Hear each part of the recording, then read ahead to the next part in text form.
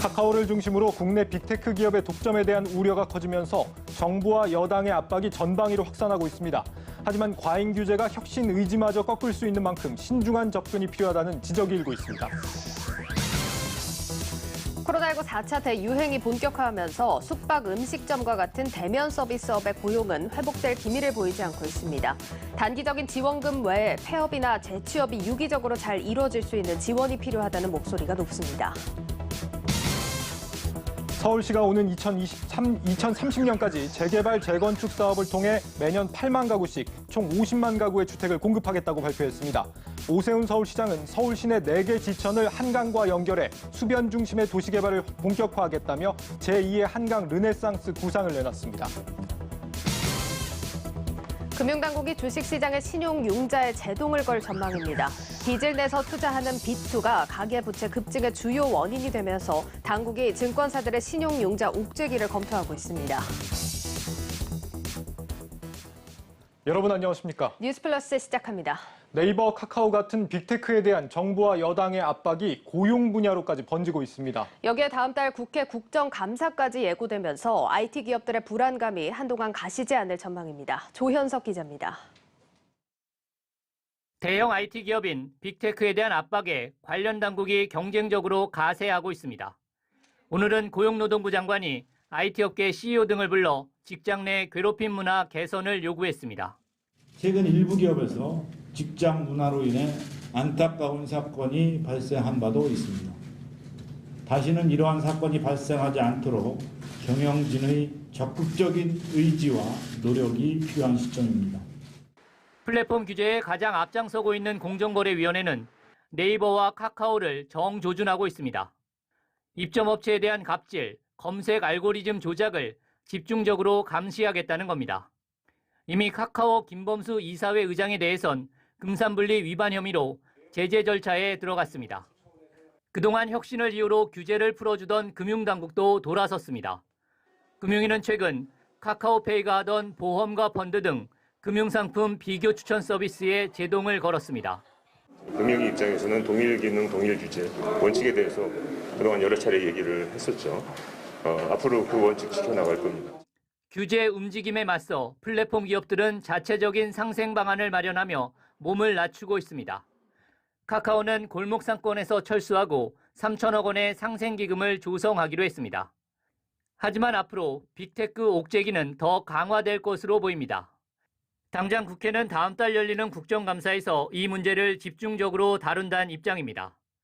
이런 전방위 압박에 업계에선 초고강도 규제가 나올 수 있다는 우려의 목소리가 커지고 있습니다. 다수의 플랫폼 전반에 대한 규제로 이어지면 새로운 그 플랫폼 스타트업의 등장도 가로막고 오히려 시장에서 경쟁을 제한해서 소비자들에게도 안 좋아질 수 있다고 봅니다. 한국경제TV 조현석입니다. 빅테크 규제로 일부 보험 서비스가 중단되자 보험업계는 서둘러 빈자리 메우기에 나섰습니다. 자체 온라인 채널을 강화하는 방향으로 노선을 변경한 겁니다. 장슬기 기자입니다. 당장 이달부터 빅테크 플랫폼에서 자동차 보험 비교 서비스가 불가능해지자 보험사들이 자체 온라인 채널 강화에 나서기로 했습니다. 각 사별로 운영 중인 온라인 다이렉트 채널 개편이나 홍보를 강화해 자동차 보험 갱신 고객의 이탈을 막는 게 첫 번째 목표입니다. 그간 보험사들이 빅테크 플랫폼의 강점인 높은 소비자 접점을 활용해왔다면 자체적인 온라인 판매 채널 활성화를 통해 소비자 접점을 확대하는 방안을 병행한다는 계획입니다. 현재 카카오페이는 다이렉트 자동차 보험료 비교 서비스를 오는 24일 중단하는 데 이어 보험사와 제휴를 맺고 제공하던 일부 상품 판매도 잠정 중단했습니다. 향후 당국의 가이드라인에 맞춰 서비스 재오픈 여부를 결정한다는 계획인데 당장 몇 달간은 보험사들의 플랫폼 이용도 불가능하게 된 겁니다. 빅테크의 일부 보험 서비스가 중단되는 만큼 매출에 단기적 영향은 있을 수 있지만 장기적으로는 또 하나의 기회라는 게 기존 보험사의 입장입니다. 단기적으로 봤을 때는 거기서도 사실 매출이 조금은 연관해서 이루어지고 있기 때문에 조금은 영향이 있겠죠. 자체적인 플랫폼, 다이렉트 채널에 대한 이게 강화라든지 이런 부분이 사실 병행이 돼야 부족해진 거에 대한 보완이 되겠죠. 손해보험협회를 중심으로 운영되고 있는 보험상품 비교 서비스, 보험 다모아를 활성화하는 방안도 추진됩니다. 그간 빅테크 플랫폼 비교 서비스에 밀려 각광을 받지 못했지만 현재 모든 보험사의 상품이 등록된 유일한 플랫폼 서비스이기 때문입니다. 자동차 보험뿐만 아니라 실손보험 등 다양한 보험료 비교가 가능해 온라인에 익숙한 MZ세대의 활용도가 보다 높아질 것으로 업계는 기대하고 있습니다.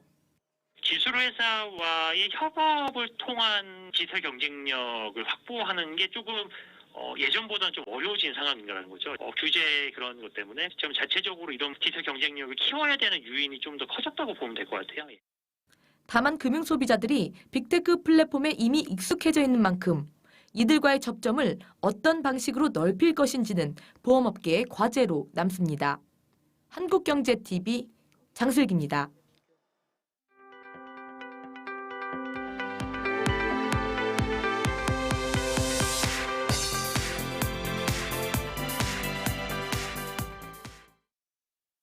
아파트 공급 속도를 더 높이기 위하여 허구의 분양가 심사를 위한 고분양가 관리제 및 분양가 상한제상의 불합리했던 부분들을 개선하고 행정 절차 간소화를 위한 인허가의 통합 심의는 이제까지의 임의 적용에서 원칙적으로 의무화해 나갈 방침입니다.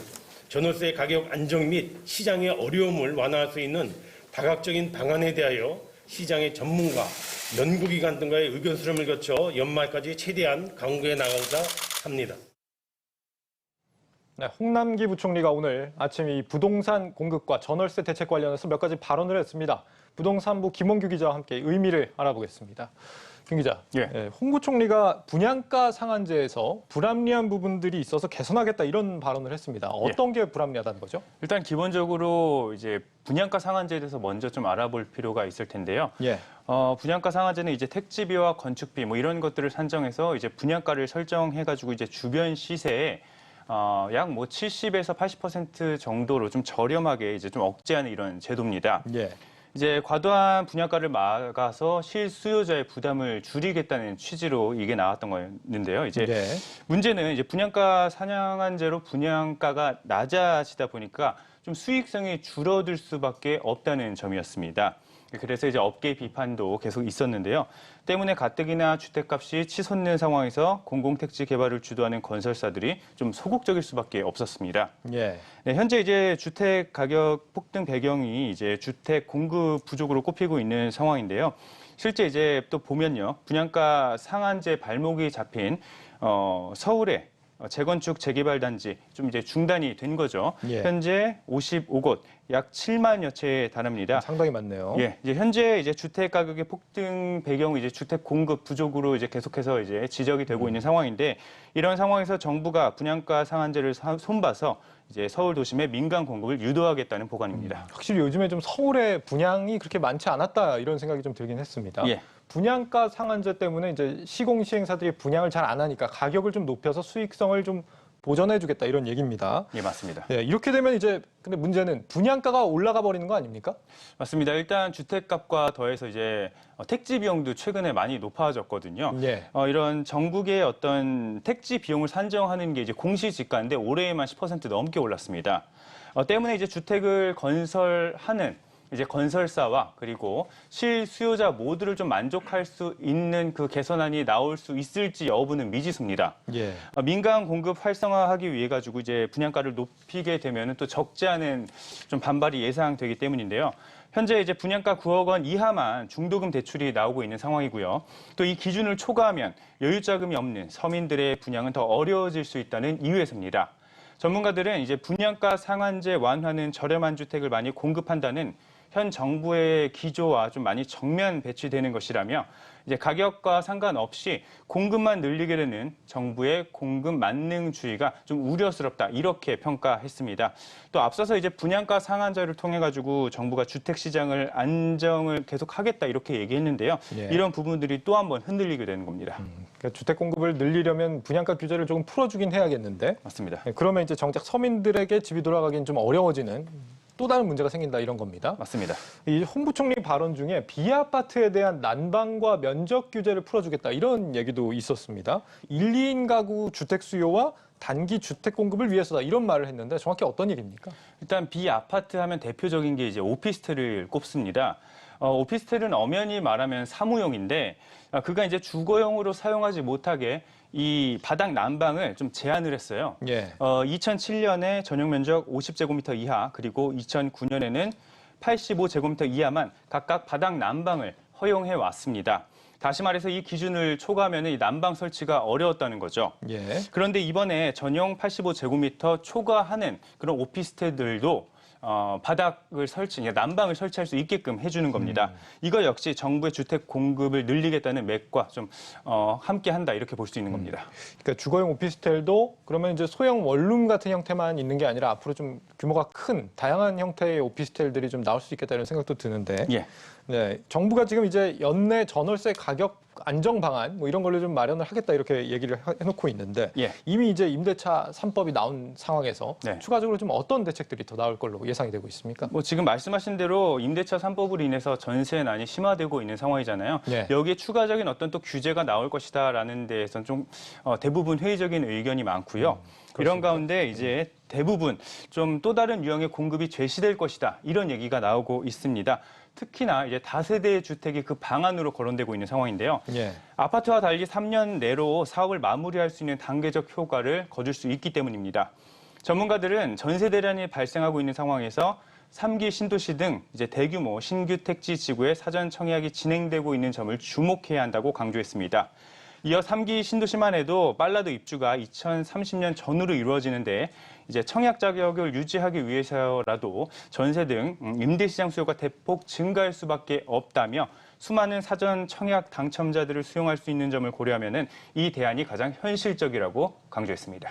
그러니까 집을 뭐 전월세를 늘리겠다는 개념이 아니라 주택을 빨리 더 짓겠다 이런 개념이란 얘기죠? 그렇죠. 그게 가장 지금 전세 대란을 막을 수 있는 현실적인 대안이라는 겁니다. 그렇군요. 이 전월세 대책이 어떻게 나와줄지는 좀 더 지켜보기로 하고 정부가 공급이 예상만큼 잘 안 되니까 이렇게 각종 규제 완화 카드를 꺼내든 모습인데 마침 서울시도 오늘 공급을 위한 또 다른 뭐 대안을 내놨다면서요? 네, 오세훈 서울시장이 이제 발표를 했는데요. 여기서 이제 주목할 만한 게 이른바 지천 르네상스라는 계획을 발표했습니다.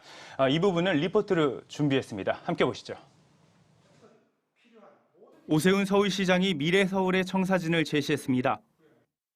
불필요한 규제는 철폐하고 주거 유행을 다변화해서 서울시민 보금자리의 질과 양을 동시에 확보해 나가도록 하겠습니다. 서울시는 2030년까지 재개발 재건축 사업을 통해 주택을 매년 8만 호씩 총 50만 호를 공급하겠다는 계획입니다. 주택 공급 부족에 따른 집값 상승을 잠재워 보겠다는 의지로 풀이됩니다.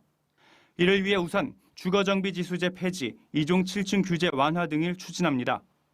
여기에 주거 취약계층을 위해 청년, 장기전세, 상생주택 등 다양한 유형의 주택도 총 30만 호가 공급됩니다. 특히 서울비전 2030에서 주목할 만한 건 지천 르네상스입니다. 25개 자치구의 70여 개 지천과 하천, 실개천 등이 흐르는데 수변 중심의 도시개발이 본격화됩니다. 이를 위해 시는 안양천과 탄천, 홍제천, 중랑천 등 4개 대표 지천을 한강과 연결한다는 보관입니다. 개발이 마무리되면 기존 한강을 중심으로 이루어진 도시 공간이 지천까지 확장되는 셈입니다. 재개발 재건축을 통해서 이 주택 공급을 하는 것은 시대적 과제라고 보여집니다. 서울시가 전체적으로 공간의 어떤 구조들을 그렇게 가주어야 한다고 생각을 합니다. 시민들이 쉽게 접근할 수 있도록 이 수변 환경들을 제공하는 것도 어느 정도 서울시의 의무가 아닌가 이렇게 생각합니다. 오세훈표 주택 공급 밑그림이 나온 가운데 다포 상태에 빠진 재개발 재건축 사업이 보다 활력을 찾을 전망입니다. 한국경제TV 김원규입니다. 오세훈 이 시장의 개발 계획까지 좀 살펴봤는데 지천을 중심으로 수변 도시를 만든다. 확실히 좀 재건축, 재개발 사업은 더 활력을 찾을 그런 가능성이 굉장히 높을 걸로 보입니다. 문제는 이제 이런 방식이 혹시나 이제 개발 호재로 인식이 돼서 집값 상승을 좀 부추길 수도 있지 않냐 이런 우려도 나올 것 같은데 어떻습니까? 일단 그런 경계감도 일부 지적되고 있는 상황입니다. 뭐 GTX 노선만 하더라도 계속해서 그 역사가 생기면 그 주변이 집값이 계속해서 뛰고 이런 것들이 반복하면서 좀 우려스러운 상황인데요. 이 부분은 이제 홍원표 기자가 좀 짚어봤습니다. 1호선 의왕역 일대입니다. 당초 GTX C노선에서 빠지면서 지역 주민들의 반발이 있었던 곳입니다. 하지만 지난달 말 정부가 선정한 3기 신도시 추가 부지에 의왕역 일대가 포함됐는데 이와 함께 GTX C노선 의왕역 정차를 검토하겠다고 발표했습니다. 이 때문에 인근 단지 아파트값이 급등하고 있습니다. 의왕역 인근에 있는 휴먼시아 3단지는 전용 면적 84제곱미터가 지난 6월 7억 5천만 원에 거래됐는데 현재 호가는 무려 12억 5천만 원입니다. 정부의 발표가 나온 지 단 2주 만에 5억 원이 뛴 겁니다. 3기 신도시 추가 부지로 함께 지정된 병점역 인근도 마찬가지입니다. 주공 1단지는 전용 면적 59제곱미터가 지난 4년간 가격 변화가 거의 없었는데 정부 발표 이후 단숨에 1억 5천만 원이 올라 4억 원의 거래가 이뤄졌고 현재 호가는 5억 원입니다. 정부가 수요를 옥죄는 정책을 펼치다 뒤늦게나마 대규모 공급 대책을 내놨지만 시장에서는 신도시 개발과 교통 여건 개선을 호재로만 받아들이는 모습입니다. 동탄과 인덕원에 이어 의왕까지 GTX 노선을 중심으로 수도권 전역이 폭등하는 양상이 계속되고 있습니다. 당분간은 정부에 대한 어떤 정책 실패로 인해서 신뢰하지 않기 때문에 가격이 빨리 자리 잡히지는 않을 것이다. 그래서 대선 전까지는 가파르게 오를 거라고. 기존에 건드려놨던 조세 정책들, 개발 정책들 전면 수정해야 한다. 정부의 공급 대책은 실제로 4, 5년 뒤에나 입주가 가능해 현재 수급에는 영향을 주지 못하고 취득세나 양도세 등 강화된 조세 정책으로 거래는 없고 호가만 뛰는 모습이 계속되고 있다는 지적입니다. 서울에서 추진 중인 경전철이나 착공도 못한 GTX 노선의 개통 등 개발 호재로 인한 상승은 불가피하다는 분석입니다. 전문가들은 공급 대책뿐만 아니라 전반적인 조세, 금융 및 재건축, 재개발 정책을 함께 손봐야 한다고 조언했습니다. 한국경제TV 홍원표입니다. 네, 규제 완화에 나선 정부 그리고 서울시의 지천 르네상스 계획까지 짚어봤습니다. 부동산부 김원규 기자였습니다. 수고했습니다. 감사합니다.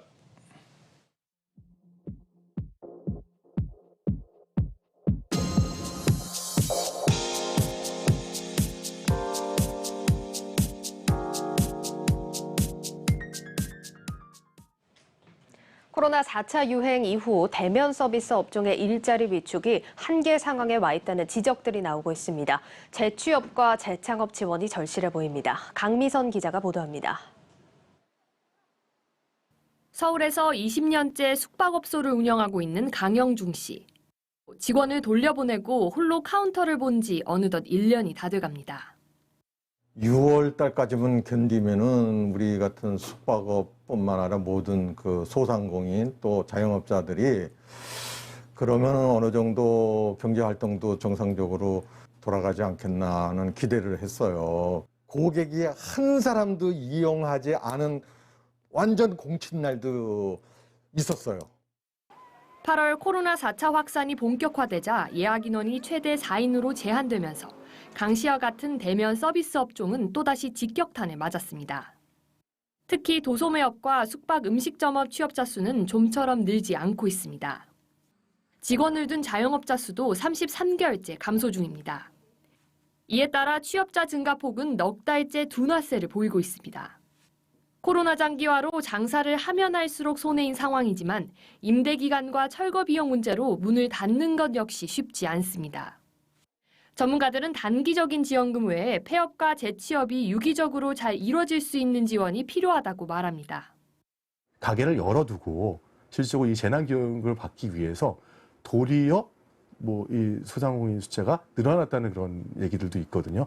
폐업자는 50만 원을 받으면요, 실질적으로 철거 비용 1,000만 원, 2,000만 원도 우리가 충당할 수가 없는 상황이죠. 그래서 작년에 설문조사 결과를 바라보더라도 실질적으로 재취업을 하겠다고 하는 의사를 밝힌 이 소상공인이나 이런 분들이 50% 가까이 됐습니다. 기존에 있었던 산업에 머무르고 있는 것이 아니라 실질적으로 새로운 산업, 성장하고 있는 산업 쪽에 대한 개발 체계를 갖추고 성장할 수 있는 걸 기회를 제공하는 것입니다. 확진자가 연일 2,000명대를 넘어서고 있는 가운데 대면 업종 종사자들을 위한 실효성 있는 대책이 요구되고 있습니다. 한국경제TV 강미선입니다.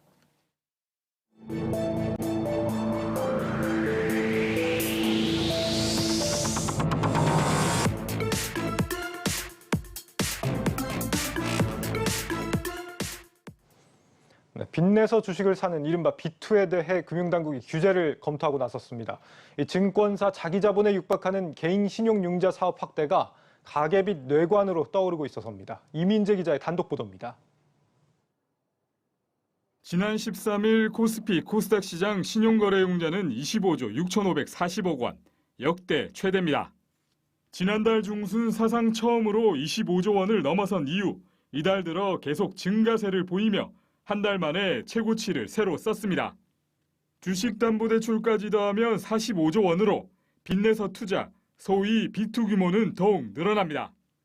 목까지 차오른 B2가 가계부채 증대로 금융위기를 초래할 수 있다는 우려가 커질 수밖에 없는 상황입니다.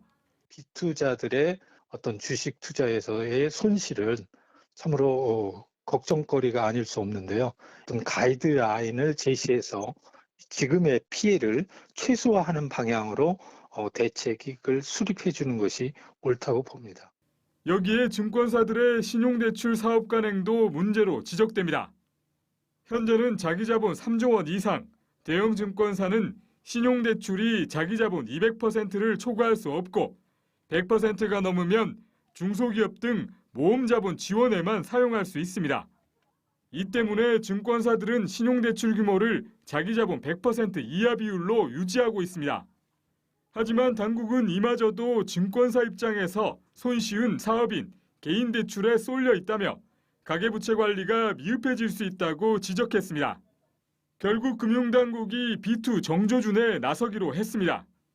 금융당국은 증권사 신용대출을 더욱 제한하는 것을 고려하고 있습니다. 현재 정부는 마이너스 통장 한도를 줄이는 등 전 금융권을 대상으로 대출 고삐를 조이고 있는데 이번 검토도 그의 일환입니다. 당국은 신용대출 한도 제한 등 다양한 방식을 검토 중인데 개인 신용대출 한도 비율을 정확히 명시하는 등 제도를 세분화해 규제를 강화하는 방식에 무게가 실립니다. 증권사 신용대출도 줄여나가야 된다는 당위성은 당연히 인정이 되고 증권사 신용대출을 과도하게 막았을 때 주식시장에 상당한 부담이 돼서 조정폭이 크게 일어날 수 있다는 이제 그런 부작용을 어떻게 좀 당국이 좀 완화시키면서 가계부채를 줄이는 큰 기조를 유지할 수 있는 방안 이런 좀 지혜가 필요하다고 생각이 됩니다. 지난 상반기 증시화랑으로 이자 장사 수익을 톡톡히 올린 증권사들의 규제 리스크가 엄습하면서 증권사들은 당국의 움직임에 촉각을 곤두세우고 있습니다. 한국경제TV 이민재입니다. 네, 증권부 문영민 기자 나와 있습니다. 문 기자, 이렇게 당국이 신용융자를 늘리지 못하게 규제를 한다고 한다면 당장 이제 증권사들 수익성에도 좀 타격이 불가피할 것 같습니다. 대신에 이제 금리를 올리는 식으로 아마도 증권사들이 좀 대응에 나서지 않을까 싶은데 현재 이제 증권사들의 그 대출 금리는 어느 정도 수준입니까? 쉽게 설명하자면 은행이나 보험사보다는 최소 2배에서 3배가량 높습니다. 예. 올해 상반기 기준 증권사의 평균 이신용거래 융자 금리는 7.66% 수준이고요. 만약 3개월 이상을 대출한다면 최대 9.9%의 이율이 적용되기도 합니다. 은행 마이너스 통장 이율과 비교한다면 아까 말씀드린 대로 3배 정도 차이가 나고요. 개인 투자자가 많이 이용하는 이 단기 신용거래 융자 이율을 주요 증권사별로 확인을 한번 해보겠습니다. 예. 단기 이율을 살펴보면 키움증권이 일주일 이내에 7.5%, 8에서 15일은 8.5%로 가장 높았고요. 신한금융투자가 일주일 이내의 경우 3.9%로 가장 낮기는 했지만 8에서 15일 동안 대출할 경우 6.5%로 대폭 올라갔습니다. 지금 은행들은 이제 대출 금리를 좀 정부 규제 이후에 좀 올리고 있는 추세인데 뭐 규제도 있지만 금리 인상도 이유가 있겠죠. 증권사들도 그러면 지금 금리를 좀 올리는 추세입니까? 어떻습니까? 증권사 가운데 아직 그 신용거래 융자 금리를 올린 증권사는 없습니다. 예. 또 주요 증권사에 확인해 본 결과 최근 당장 10월이나 11월까지 신용거래 융자 이율 조정 계획은 없다고 밝힌 상황이고요. 대부분의 증권사들은 이전과 같은 수준으로 동결하기로 결정을 했는데요. 오히려 메리츠증권과 교보증권은 0.1%포인트 소폭 인하하기도 했습니다. 다만 NH투자증권은 오는 27일부터 이 증권담보대출 금리를 0.2% 상향해서 최대 9.3%의 금리를 적용하기로 결정했는데요. NH투자증권 관계자는 한은의 기준금리 인상에 따라 증권담보대출 금리 산정 기준이 되는 이 장기 회사채 기준금리가 오르면서 그 인상분이 반영된 결과라고 설명했습니다. 당국이 만약에 이제 한도 축소를 직접적으로 이제 나선다라고 한다면 그런 수익성 같은 걸 좀 감안해서 다른 증권사들도 이 NH투자증권처럼 금리를 좀 올리려고 들지 않을까 이런 예상이 되는데 어떻습니까? 뭐 앵커가 말씀하신 대로 언제든 올릴 수는 있는 지금 상황입니다. 우선은 그 전에 배경을 좀 설명을 드리자면 대부분의 증권사는 앞서 설명한 이 NH투자증권처럼 회사채 금리나 양도성 예금 증서 금리, 또 기업어음 CP 금리 이거를 기본 금리, 조달 금리로 활용을 하고 있는데요. 여기에 증권사별로 마련한 가상 금리를 더해서 대출 금리가 결정이 되는 겁니다. NH투자증권 등이 활용하는 회사채 금리는 1.79%에서 1.97%로 이미 올랐고요. 또 11개 증권사가 기본 금리로 활용하는 이 CD금리, 양도성 예금 증서 금리의 경우 최근 기준금리 인상 여파로 이 또한 1%까지 오른 상황입니다. 또 CP금리도 1.04%에서 1.07%로 0.03% 소폭 오른 상황이고요. 증권사들은 이 조달금리가 오르기는 했지만 이를 곧바로 반영하기보다는 가산금리를 조정하는 식으로 현재 금리를 동결하거나 인하하고 있는 상황이고요. 앞서 설명한 메리츠증권이나 이 교보증권은 이렇게 가산금리를 낮춰서 오히려 기준의 금리를 좀 낮춘 상황이고 다른 증권사들도 가산금리를 낮추면서 이전과 같은 수준을 유지하고 있습니다. 이렇게 시장 금리가 오르는데 굳이 증권사들이 이렇게 대출 금리를 높이지 않을 리가 없을 것 같은데 어떤 뭐 특별한 배경이 있는 걸까요? 우선 뭐 결론을 먼저 말씀드리자면 아무래도 금융당국의 눈치를 보는 게 가장 큰 이유입니다. 만약에 기준금리가 또 한 번 추가 인상된다면 앞서 설명한 이 증권사 대출의 조달금리, 이 기본금리가 오르기 때문에 당연히 대출금리도 오를 수밖에 없는데요. 하지만 이 금융당국의 눈치를 증권사들이 많이 보고 있고요. 지난해부터 이 금융위원회 차원에서 증권사의 금리 수준이 너무 높다면서 좀 인하를 요구하기도 했습니다. 그래서 지금 눈치를 보고 있는 상황에서 연내 기준금리가 인상이 된다고 해도 바로 대출금리를 인상하거나 큰 폭으로 그 금리를 올리기에는 다소 좀 무리가 있는 상황이고요.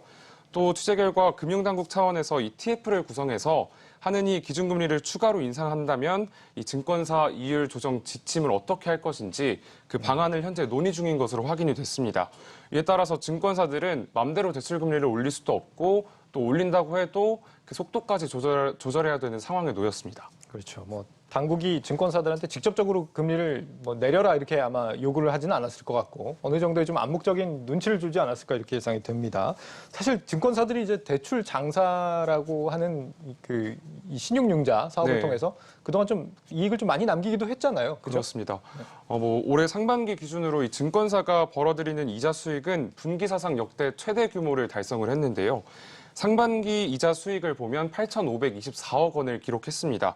지난해 상반기와 비교해서는 무려 234% 증가했고요. 또 지난해 총 수익과 비교하면 이미 85%를 넘어간 상황입니다. 뭐 증권사별로 한번 확인을 해보자면 삼성증권이 지난해 같은 기간보다 190% 이상 상승한 1,336억 원으로 가장 많은 이자를 남겼고요.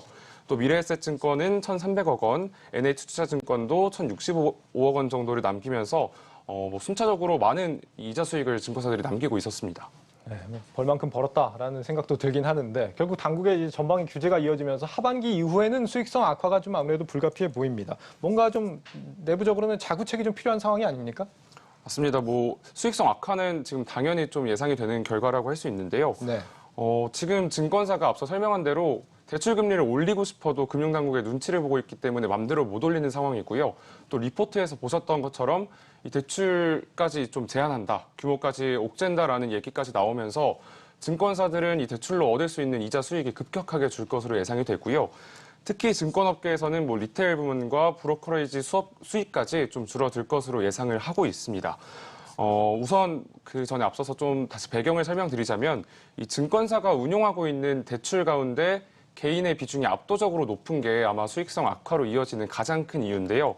개인이 차지하는 비중이 뭐 지금 현재 60조 원 정도로 증권사가 대출을 운용하고 있지만 개인이 무려 여기서 45조 원 이상을 차지하면서 정말 압도적으로 높은 이 대출에서 개인의 비중이 압도적으로 높았고요. 따라서 앞서 다시 한번 설명드리자면 뭐 리포트에서 본 것처럼 증권사가 대출의 규모까지 제한하고 또 금리 인상 속도까지 제한한다면 상반기만큼의 이익을 거두기는 조금 어려울 전망입니다. 이에 따라서 증권사들은 향후 실적 하락을 대비해서 사업 전략 다각화에 나서고 있는데요. 대형 증권사들은 초대형 IB 또는 종합금융투자 사업가 진출을 준비하면서 이 발행어업이나 PBS 사업을 개시를 앞두고 있고요. 또 중소형 증권사들은 금융 플랫폼 등 신사업 진출을 준비하고 있거나 또 부동산 PF 등 IB 기업금융 강화에 열을 올리고 있는 상황입니다.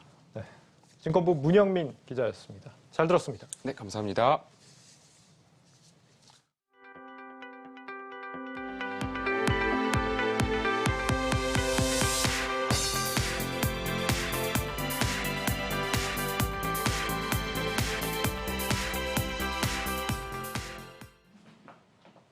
국내외 증시 변동성 확대 속 추석 연휴가 다가오면서 보유 중인 주식을 일부 정리해야 할지 그대로 들고 가야 할지 고민하는 투자자들이 많습니다.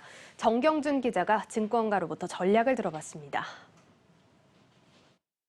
최근 6년간 추석 연휴를 전후로 한 일주일간의 코스피 수익률입니다. 연휴 이후에 이전보다 수익률이 더 좋았던 경우가 6번 가운데 4번입니다. 연휴 기간 발생할 수 있는 불확실성을 피하고 싶은 투자 심리가 반영된 것으로 해석되는데 2018년 미국과 중국 무역 갈등 이슈를 제외하면 추석 연휴 이후 큰 조정은 나타나지 않았습니다. 추석 연휴 전에 주가가 하락한 이유는 걱정을 많이 하니까 그런 걸 거고 과거에 그런 패턴이 있었다. 그러면은 그거를 역으로 이용하면 일거린 이야기는 나올 수 있지만 금리 인상을 이야기할 때는 아직은 아닌 것 같아요. 현재 시장의 불안 요인으로 꼽히는 스태그플레이션 우려 등은 과도한 측면이 없지 않은 데다가 외국인 매도 공세 역시도 둔화 양상을 보이고 있는 만큼 추석 연휴에는 주식을 들고 있는 것이 유리하다는 분석입니다. 그러나 잠재적 불안 요인이 여전한 상황에서 추석 연휴 전 공격적인 대응에 대해선 경계의 목소리가 적지 않습니다. 추석 연휴 직후 발표될 미국 연준의 FOMC 회의 결과에 따라서는 조기 긴축 우려감이 재차 확산될 가능성도 적지 않은 데다가 추석 연휴 기간 자칫 돌발 상황이 발생할 가능성에 대한 대비도 필요하다는 분석입니다. 이번 추석은 다른 추석하고 다르게 이벤트가 예정되어 있는 게 좀 부담스럽고요. 그 이벤트가 뭐냐면 미국 연준의 FOMC입니다. 아무래도 그것을 보고 시장에 대응하는 게 굉장히 조금 낫다 이렇게 생각을 하고.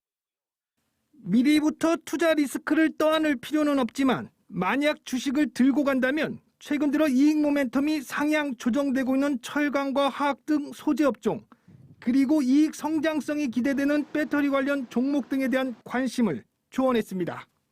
한국경제TV 정경준입니다.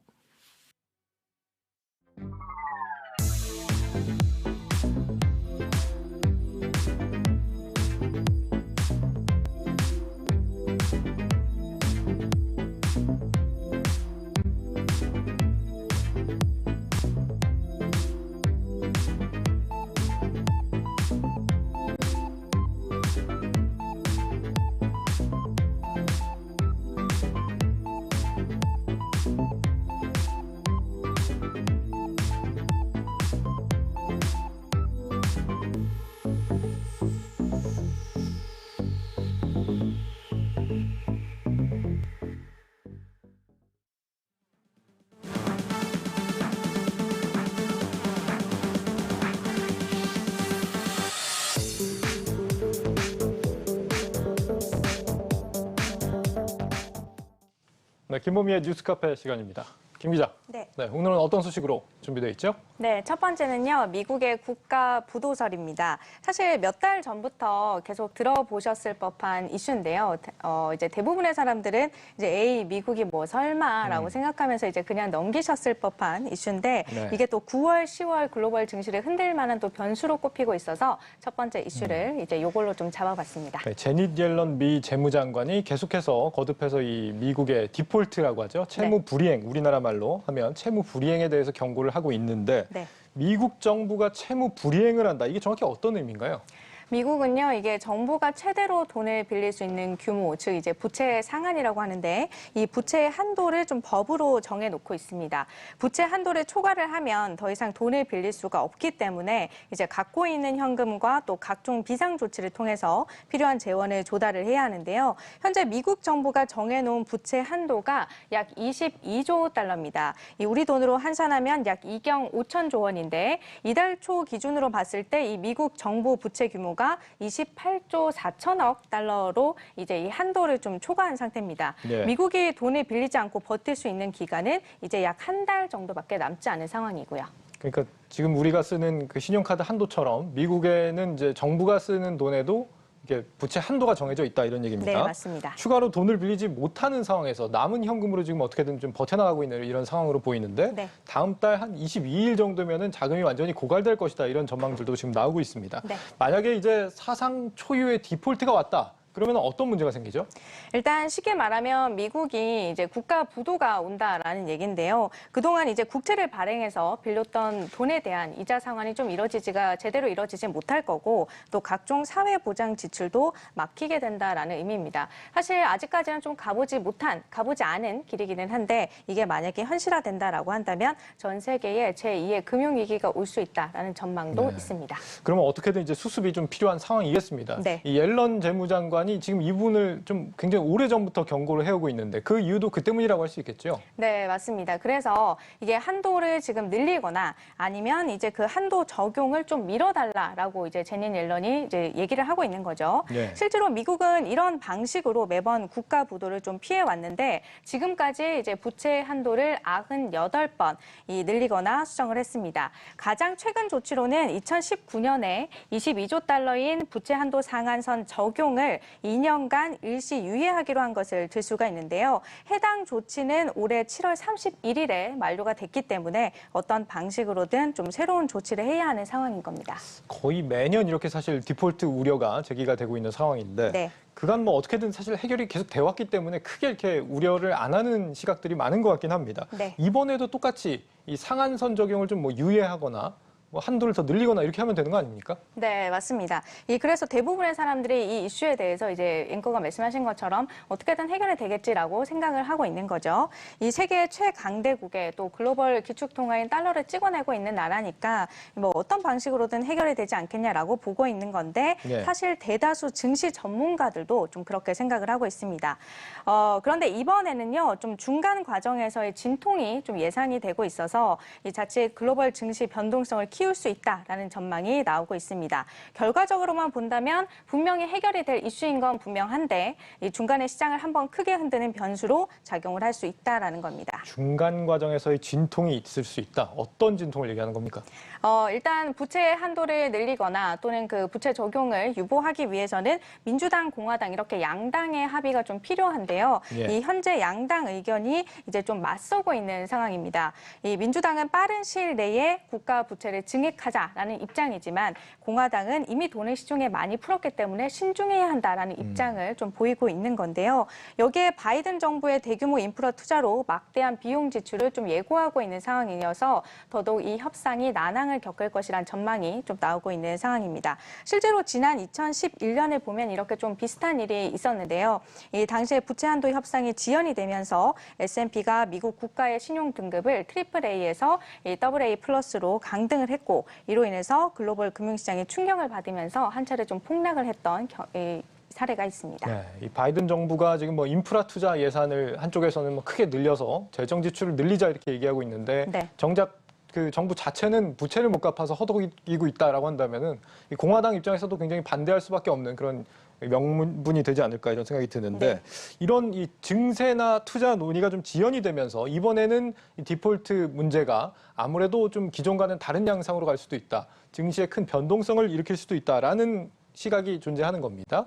이 합의가 늦어진다 앞으로 그런다고 한다면 시장이 굉장히 좀 불안해질 수밖에 없겠습니다. 네, 그렇습니다. 현재 좀 증시 전문가들은요, 이게 미국이 버틸 수 있는 시한이 다가오면 다가올수록 이 글로벌 증시 시장의 어떤 변동성이 커질 것으로 보고 있는데요. 때문에 이 10월에서 11월이 고비가 될 것이라는 전망이 나옵니다. 또 미국의 부채 한도 협상 이슈 이외에도 당장 일주일 뒤에 이 9월 FOMC가 있습니다. 또 대통령의 차기 연준 의장 지명 이슈도 있고요. 이렇게 정치적으로 불확실성을 키우는 굵직굵직한 변수들이 좀 남아있는 상황이기 때문에 적어도 10월, 11월까지는 이 미국을 포함한 글로벌 주식시장에 대해서 좀 경계할 필요가 있다라는 조언이 나옵니다. 네, 앞으로 한동안 시장이 요동칠 수 있다는 점 주목을 하셔야 될 것 같고 이어서 두 번째 이슈 살펴볼까요? 네, 첫 번째가 조금 무거운 이슈여서 두 번째는 좀 말랑말랑한 이슈로 준비를 해봤는데요. 자료 영상을 좀 같이 보시겠습니다. 네, 소 한 마리가요, 문을 이제 머리로 밀고 작은 공간으로 천천히 들어오죠. 도대체 뭘 하려는 걸까 좀 살펴봤는데 두리번거리던 소가요, 조금 더 보시면요. 느리네요, 소라서. 네, 볼일을 봅니다. 네. 이 최근에 독일의 한 연구소에서 오늘은 대체 무슨 주제를 갖고 왔길래? 네. 이게 좀 굉장히 좀 민망하네요. 어쨌든 네. 최근 독일의 한 연구소에서 이 소에게 화장실 훈련을 시켜서 좀 성공한 영상인데요. 소들도 충분히 학습을 하기만 하면 이 대소변을 가릴 수 있다라는 것을 보여주고 있습니다. 소의 배설물이 지구 온난화의 주범이다 보니까 이러한 연구를 좀 진행한 것으로 알려지고 있는데요. 이렇게 지구 온난화를 조금이라도 막기 위한 세계 각국의 노력이 현재까지 좀 진행 중이죠. 그래서 두 번째는 바로 이러한 글로벌 움직임에서 좀 투자 포인트를 찾아보는 시간으로 좀 준비를 해봤습니다. 네, 소의 움직임이 아니고 글로벌 움직임. 네. 소의 이야기는 그냥 잠깐 주의를 환기시키는 내용이었던 네. 걸로. 이 지구 온난화를 막기 위한 노력을 투자로 연결한다 이런 거죠. 어떤 방식입니까? 네, 바로 탄소 배출권 그 자체에 투자를 하는 방식인데요. 보통 이제 환경과 관련한 투자라고 한다면 이제 ESG 투자와 그리고 또 신재생 에너지 기업에 투자하는 방식을 좀 많이 떠올릴 텐데 네. 이제 기업들이 사고 파는 탄소 배출권에 투자를 해서 해당 가격 상승분을 좀 가져갈 수 있는 투자 방법이라는 게 있습니다. 참고로 탄소 배출권에 대해서 좀 설명을 드리면 이산화탄소나 그리고 또 메탄을 비롯해서 이 지구 온난화를 유발하는 6대 온실가스를 배출할 수 있는 권리를 말합니다. 현재 세계 각국의 기업들은 이제 탄소를 배출하는 양만큼 이 탄소 배출권을 사야 하고요. 배출권은 보통 이제 기업들이 서로 사고 파는 그런 걸로 알았는데 개인도 네. 사고 팔 수 있나 봅니다. 네. 탄소 배출권 가격 사실 요즘에 좀 많이 올랐다면서요? 네, 맞습니다. 탄소 배출권 같은 경우에는 유엔 기후 변화 협약에서 이제 각 국가에다가 발급을 하고 또 이제 그 국가가 기업에게 할당을 하고 있는데요. 거래는 각 국가별로 그 안에서 이제 이루어지고 있기 때문에 나라마다 가격이 조금씩 다릅니다. 때문에 이 중에서 거래가 가장 활성화되어 있는 유럽의 탄소 배출권 가격을 좀 대표적으로 살펴보면요. 이제 자료가 곧 나갈 텐데 2008년부터 현재까지 약 15년간의 가격 추이가 나오고 있죠. 빨간색 동그라미 친 부분이 이제 2017년인데 이때만 하더라도 이제 탄소 배출권 가격이 톤당 4에서 5유로에 불과했는데 지금 이제 숫자를 좀 자세히 좀 보시면 60유로를 이미 넘어섰습니다. 우리 돈으로 환산하면 현재 톤당 8만 원 수준입니다. 한 2018년 정도부터 좀 급격하게 가격이 올라가는 것 같네요. 네, 맞습니다. 사실 그 전까지는 좀 환경에 대해서 세계 각국이 좀 그다지 관심이 크지 않았기 때문에 탄소 배출권에 대한 수요도 크게 높지가 않았습니다. 하지만 좀 분위기가 많이 바뀌었죠. 그리고 특히 최근에는 이제 풍력 발전소 가동 중단 때문에 유럽 탄소 배출권 가격이 사상 최고 수준으로 좀 치솟고 있는 상황인데요. 현재 유럽 북해 지역에서는 수주일 동안 바람이 좀 세게 불지 않은 탓에 풍력 발전소들이 거의 멈춰서 있습니다. 때문에 부랴부랴 천연가스나 또 석탄 화력 발전소를 재가동 중인 상황인데요. 이로 인해서 탄소 배출권 수요가 크게 늘면서 가격이 크게 오르고 있는 상황입니다. 지금 사상 최고 수준으로 치솟고 있다. 앞으로 전망은 그러면 어떨 걸로 나타나고 있으죠? 긍정적입니다. OECD는요, 이 파리 기후 협약에 따라서 2050년까지 순수 탄소 배출량을 제로로 만들기 위해서는 탄소 배출권 가격이 톤당 147달러까지는 올라와야 된다라고 분석을 하고 있는데요. 유럽 탄소 배출권으로 봤을 때 지금보다는 가격이 2배는 더 올라야 된다라는 얘기입니다. 현재 배출권 가격이 기업들의 어떤 적극적인 탄소 배출량 감소를 유도하기에는 충분히 충분치 않다라는 건데 탄소 저감 기술이 발전돼서 이 배출권 수요가 떨어질 때까지는 탄소 배출권의 가격이 장기적으로 꾸준히 상승할 수밖에 없다라는 전망이 나오고 있습니다. 또 유럽연합이 탄소 국경세를 도입하는 것도 이 탄소 이제 배출권 시장에는 꽤 긍정적인 이슈인데요. 유럽연합의 제품을 수출하려면 기업들은 탄소 인증서를 또 구입을 해야 되는데 이 인증서 가격이 탄소 배출권 가격과 연동이 될 것으로 예상이 됩니다. 그만큼 탄소 배출권에 대한 수요가 늘 수 있다는 거죠. 그렇다면 우리가 가장 알고 싶어하는 개인이 탄소 배출권에 투자하는 방법 어떻게 해야 됩니까?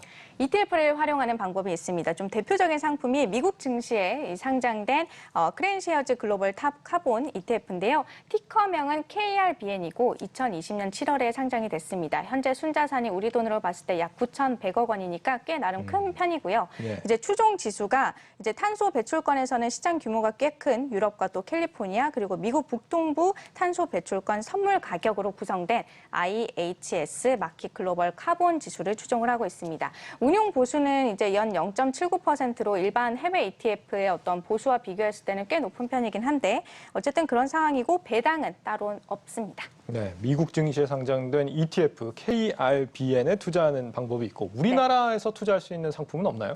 아쉽게도 아직까지는 없습니다. 하지만 좀 이달 중으로 신한과 삼성 그리고 NH아무ndi 자산운용이 이 글로벌 탄소 배출권과 관련한 ETF 상품을 출시할 것으로 보입니다. 현재 거래소 상장 예비 심사를 통과한 것으로 전해지는데 만약에 관심 있는 분들이라면 이제 거래량은 좀 충분한지 그리고 또 연간 이제 운용 수수료는 다른 상품들과 비교했을 때 어떤 적정한 수준인지를 꼭 따져보셔야 되겠습니다. 네, 이 환경에 대한 가치가 점점 높아지니까 앞으로 이 탄소 배출권에 대한 중요성도 더 올라가지 않을까 이런 생각이 드는데 네. 혹시 이 투자할 때 그렇다면 좀 주의해야 할 점은 없습니까? 어떻습니까? 네, 있습니다. 탄소 배출권 같은 경우에는 이제 주식이나 채권 등의 자산과 비교했을 때 좀 상관관계가 낮아서 이제 자산 배분 효과가 크기 때문에 관심을 갖는 분들이 좀 많은데요.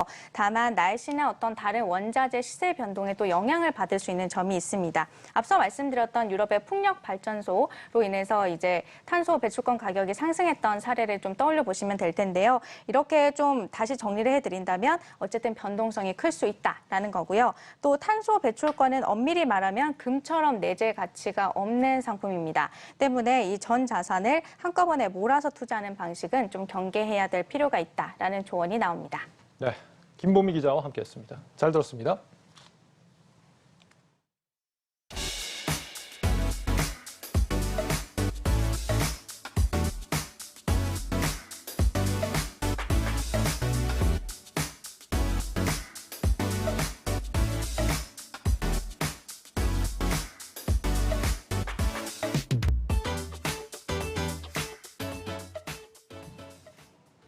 뉴스 플러스를 마치겠습니다. 여러분 고맙습니다.